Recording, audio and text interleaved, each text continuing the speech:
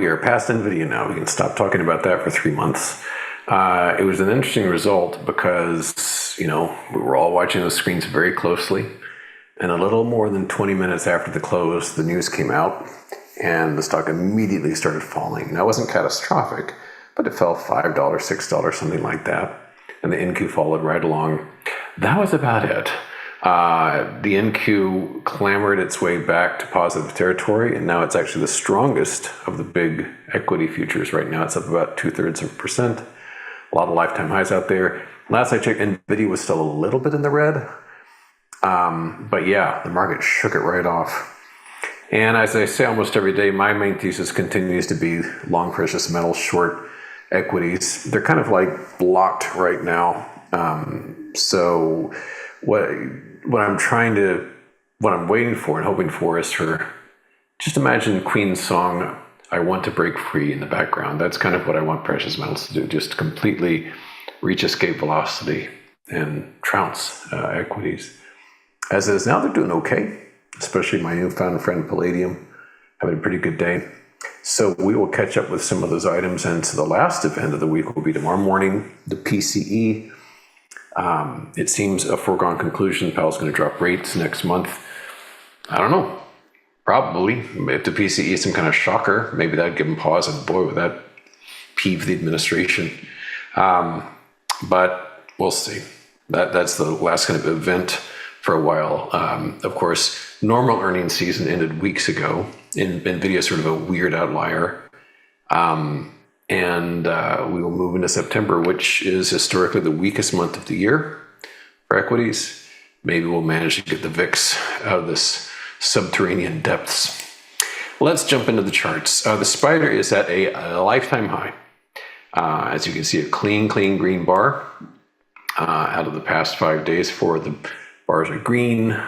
And lifetime high intraday, lifetime high close.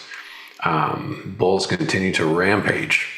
The diamonds are also up, although not quite at lifetime highs, but boy, are they close. They may well close at lifetime highs. Intraday hasn't beaten Friday, but we are right up there. So probably a lifetime high close, in spite of NVIDIA being a little bit on the weak side. The small caps, IWM, are up, although just a little bit. It's going to take some more gas to get these guys going again. Friday was a huge day for small caps. We're still well below the lifetime highs. I'm not sure this is very stretched right now, the small caps in particular, so not quite sure what could compel it even further. But much longer term, this is a chart we don't look at much, but this is the S&P 500 going back to 1900. And the only reason it goes back to 1900 was because the computer language it's using can't deal with dates prior to that. So all the way back 125 years, an eighth of a millennium, if you like. Fascinating chart, it really is. Well, you can see here from 1900 until 1942, net the market was unchanged. A lot of wild swings, but for you younger traders, there was a time in history where markets went up and down. Not for a day or two, but for years. So, it's actually kind of beautiful if you look at it. In fact, almost too easy in retrospect. Bull, bear, bull, bear, bull, bear, bull, bear, bull, bear. I mean, it's great. Then, of course, this tremendous bull run of the roaring 20s, followed by this cataclysmic collapse. And then banging around here up into World War II. There have been 2 mega bull markets since then. One was pretty much from not long after Pearl Harbor for about almost 60 years up till early 2000. Then we had our last 2 meaningful bear markets. We had of course, the internet collapse and the post-housing bubble collapse. Those were the last 2 honest-to-goodness, Tim Knight certified bear markets. We haven't had a bear market since early 2009. We've had dips here and there. We had the COVID crash, which lasted literally a couple of weeks. We had the brief bit of nastiness back in late 2021, early 2022. But this at this great distance, you can only see a couple of real rock'em sock'em meaningful bear markets. Everything else has just been a blip. And so here we are, lifetime highs. We've been within this channel for 16 long years. The everything bubble is a monster. And not to belabor the point, but I think precious metals are the way. As expensive as gold might seem now, I think it is a bargain compared to where it's going to be.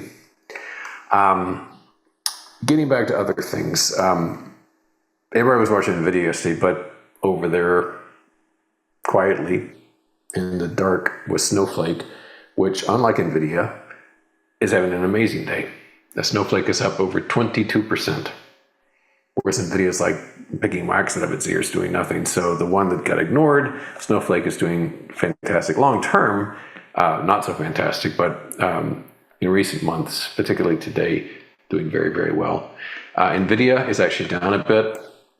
From a candlestick perspective, we have a big old spinning top going on here. You can see the body, that is the open and the last price, very tightly together, and these long shadows above and below. A lot of indecision, certainly not some kind of glorious victory. The big winners here, and I know some are listening, are the options sellers. The NVIDIA bulls and the NVIDIA bears, total disappointment. The volatility sellers did great because NVIDIA is virtually unchanged, which is pretty amazing when the expected move was, I think, 6%. So there it sits, doing a whole lot of nothing. And in spite of the very good earnings report, unchanged since July 31st. The SOX, the semiconductor index, is up a little. Some of NVIDIA's compatriots like AMD are helping out, but not at lifetime highs.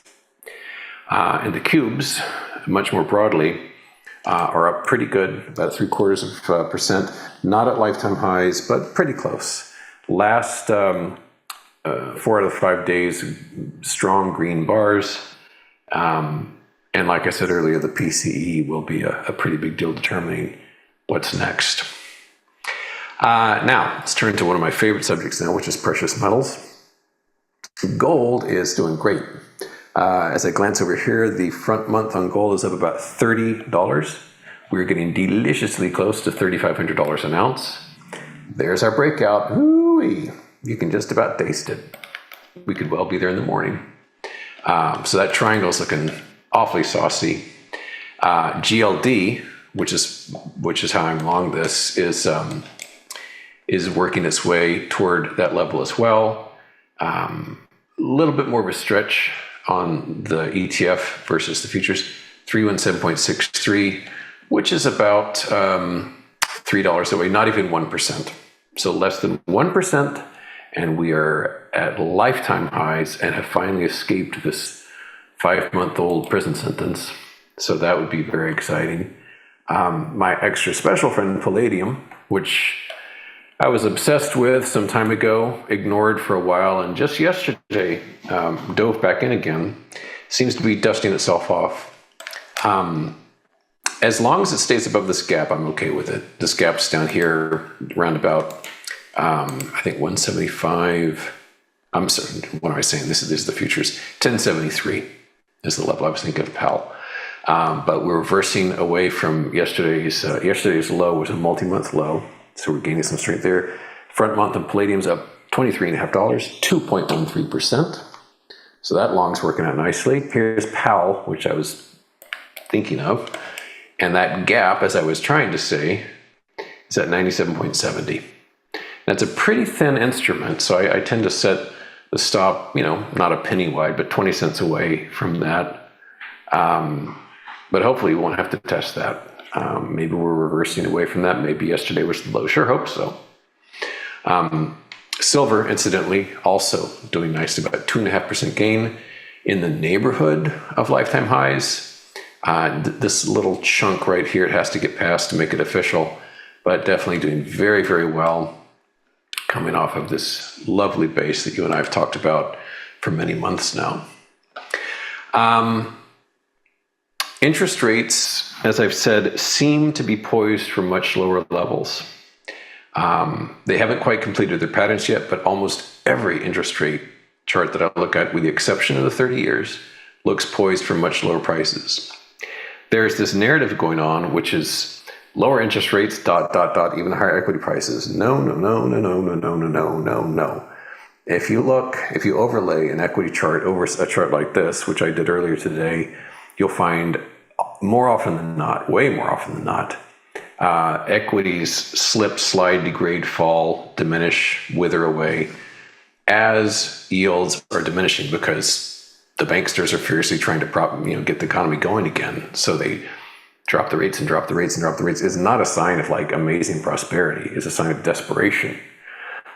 So I'm thrilled that rates look like they're heading lower, because that means equities are too. Here's another one: 15-year mortgage rates forming this fantastic head and shoulders top, and it's kind of good news all around.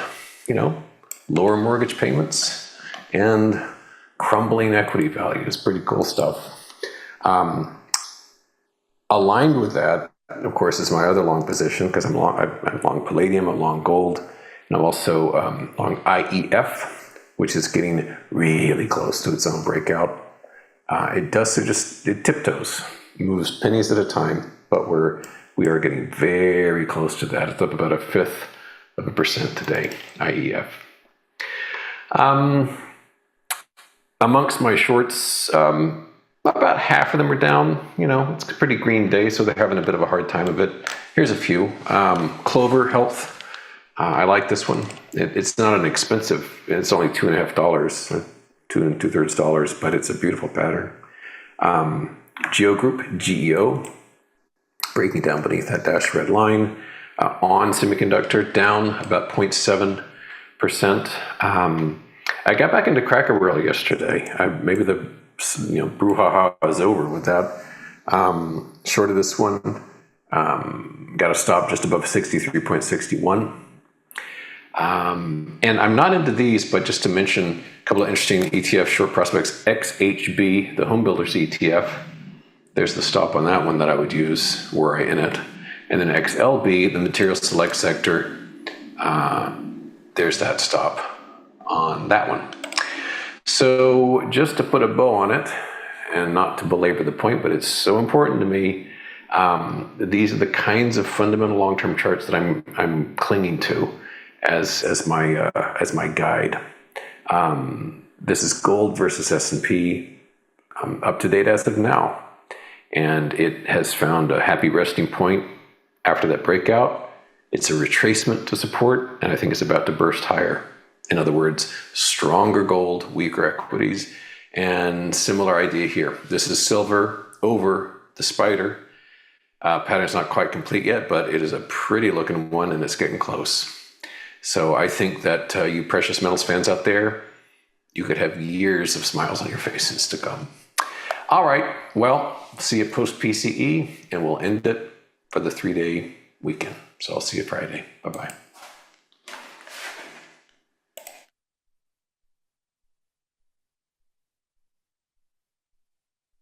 If you're not subscribed, subscribe right here.